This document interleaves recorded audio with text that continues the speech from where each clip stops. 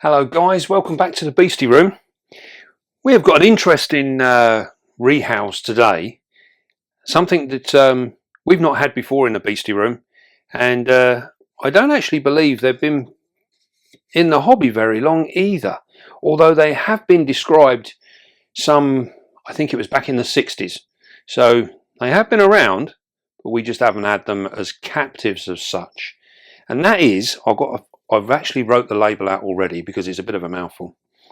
That is the Leucorchestris arenicola, which is the dancing white lady spider, which is in fact a Huntsman from Namibia.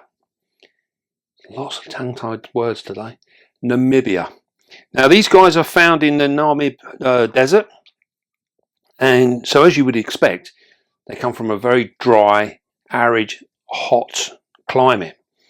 Now, interestingly enough, for these being a Huntsman, is these guys actually burrow, and they are pretty much strictly nocturnal. So if you get one, don't expect to see a great deal of it. It's going to be a little bit like your camel spiders. They disappear during the daytime and they're out and about at night. Now this is because of the climate that they're living in. So it is so extremely hot. So they burrow down to escape the heat, and then they're coming up over night time when it's much cooler, a bit of dew on the ground as well, so they get their fluids through that and their food. So they really are quite an interesting spider, and we're looking forward to keeping one here. We've been lucky enough, we've had one donated to us from Bethany, from Bethany Spiders. She actually donated this one to us, so thank you very much, Beth. We're really looking forward to doing something with this. And you never know. These are all wild caught as well, so there is a high chance that this young lady could be gravid, but we don't know. Fingers crossed. So what we're going to do, we're going to put our label on our enclosure here. Now we're going to use a Komodo. This is a 20 by 20 by 20. So you don't need nothing massive. But what they do require is a little bit of stuff to actually burrow down in. And we've got a full mesh top on these, as we do with all our enclosures. Now this will help with this staying nice and dry. They do like it dry, but then what we can do, because of the heat of our room and because we've got a mesh top on here, we can of an evening, just before lights out, lightly spray the surface of this, and then she will probably come out and drink from that. Although we will still put a water bowl in there, just in case.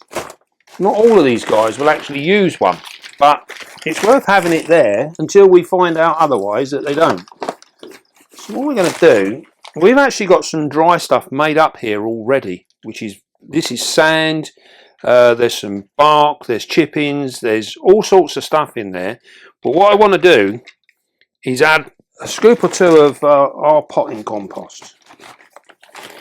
Now this has got moisture in it. As you can see, it's very dark, so this actually has got a moisture content in it. I don't think I need quite that much. I think I can just take a little bit of that out. Now the idea being that in the wild state with these guys, once they dig down, it will be cooler and there will be humidity down there, you know. And the literature is saying, it's very limited, the literature, but what is out there is saying that these guys can go down to 1 meter or so. So I would assume, depending on conditions, on how hot it is in the area that they're in, how easy it is to dig, all these sorts of things, they will all play a part. Now, we're going to put some, we've got some normal potting compost there, which is actually, it's not damaged, you can see, it's not sticking to your hands, but there is moisture in it. We're going to put that in the very bottom, and then we've got this mixture that we've made up here. Now this is very dry, and it's got there's beardy life in here, which is this stuff here. The only thing with beardy life is it's very heavy. It's very heavy. I mean, just this pot on its own weighs a ton. Now we've got sand mixed in here. There's also little bits of gravel chippings. We've also got some of our Beastie mix that we use, but it's just been dried out. So there's leaves, there's bits of cone, little sticks, there's all sorts of stuff in here. So we've mixed all of that up, and we're going to just pour some of that in here as well. And hopefully we can sort of replicate a little bit of some of this natural sort of environment.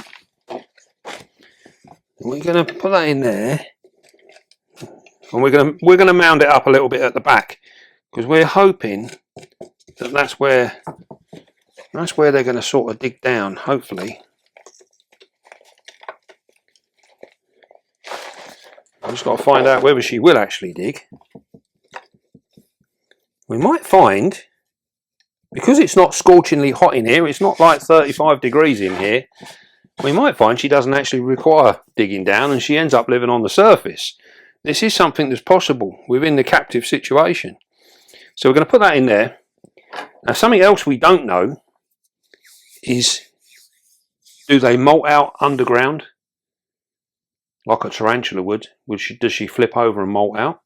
Or, being more like a true spider, will she molt out hanging up from a bit of vegetation or something like that? So we don't actually know. So what we're going to do, we're going to try and cover all bases. And we're going to put some branches in. Like I say, we don't know if they're going to use them. We'll put some branches in to give her that option, to see whether they actually will use them. It'd be horrible to find out that she did need it to molt and we didn't provide it. That looks better, doesn't it? We'll put that in there like that. Flatten this off. Well, we don't. This stuff here, we're just putting this in now. This is purely, literally just aesthetics. Make it look nice. There's no reason to have a boring enclosure, is there? So we might as well have something that looks half decent. There we go. That's pretty good. I think that'll do us. We don't really need anything else in there. So what we've done is we've allowed for every opportunity here. She's got some depth in here to actually burrow down into the back here. We've got a bit of stone. She might decide to just turf this out, hide underneath the bit of stone. We don't know. We've got the branches in here so that if she does require to hang to molt, then she should be able to do this here. Just move that out a little bit, give a little bit more height there. We can put our water bowl in here. As we said, she might not use a water bowl. These are all things now that we are just going to play around with until we find out what our spider really requires. And we won't know that until we get her in there and then we start to actually work with her, and then we will find out. So there we go. That's a nice simple, real simple enclosure. Now then, I think it's time we should release this young lady from her pot.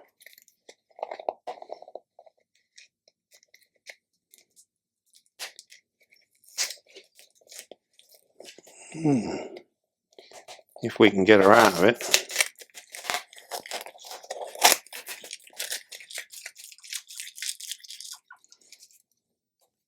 Right. Now, as huntsmans go, they're generally very fast. I'm not sure how this one is going to behave. It's astonishingly pretty. So what we're going to do, we're going to just pop this in here. Look at that. Isn't that just gorgeous? So we're going to put that, once I get her in there, we'll have a proper look. I'm just going to put that down there like that. We'll move her out nice and gentle.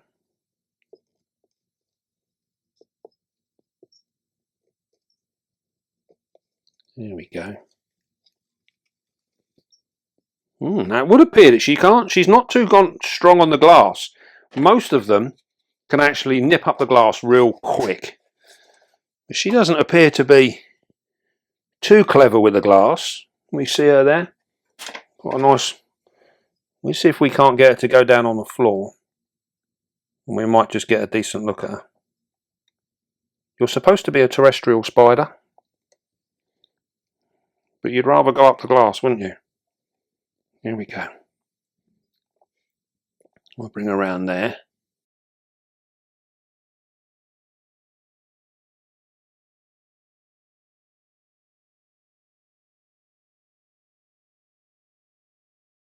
We're just going to leave her alone for a moment and we'll just see what she does, see how she settles down.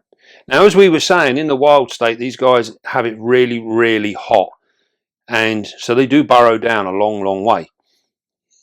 In captivity, it's not so necessary. We don't need to be so deep, as long as they got the opportunity to burrow.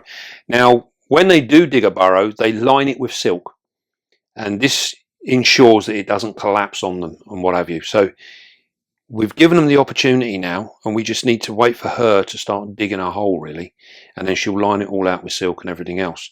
Now, what little we do know is that when they do produce an egg sac, they can have up to 70 babies in it, and this is produced down inside the burrows, so we probably will never ever see it.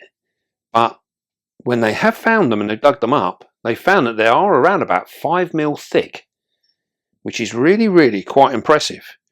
And I don't fully understand why it would need to be such a thick egg case. But there's got to be something going on there. Maybe it's the heat again. Maybe it's a way of actually protecting them. The other interesting thing that's written about them is the males will cover, they have a territory of around about 50 meters. And they will move around within that territory looking for females. Now, as we said in one of our other videos, does size really matter when it comes to the males and the pairings that we do? Because we've paired very, very small males with big females, and it's never been an issue. But the literature's saying on with these guys that the big males are the ones that become dominant, and they will actually chase off smaller males. So they're very aggressive towards other males, and size does matter with these. So the bigger and stronger you are, the more chance you're going to get to breed. And they work within this 50-meter radius, and they will service all the females within that area. Now, because they're fully nocturnal, I guess whoever gets up early gets first knockings at the door, really, and they actually manage to go out and find their females really, really quick. So everyone does get a chance. This is absolutely gorgeous, gorgeous spider. Going to see if we can't just get her. We don't normally try and get them to move around, but it would be nice if she would just get on the floor so that we could see. She seems quite intent on going upwards rather than down. I think what we'll do is we'll try and get some images from our camera, from our phone, and then we can add them in. And we'll do it like that. It's very, very difficult to actually see. So we are hoping now that maybe that this female is in fact maybe gravid. She's coming up the side here now. We can see that way. Can you see that?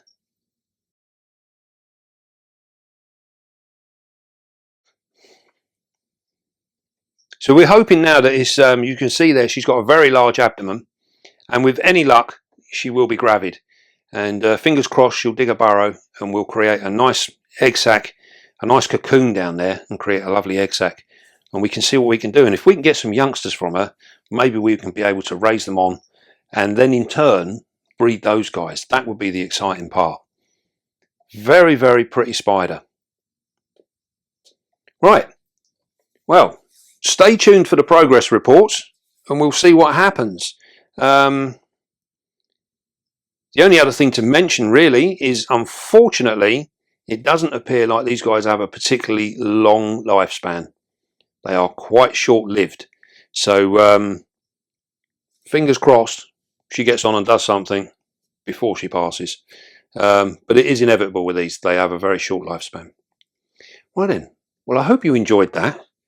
And don't forget, pop over to Bethany's Spiders. Check her out. I know some of you loyal subscribers have already subscribed to her channel. We really do appreciate the support. And if you've not been over there, get over and have a look. Well worth a few minutes time to have a check it out. Right then, don't forget, be calm, be gentle, and love your spider. And I'll see you soon, guys.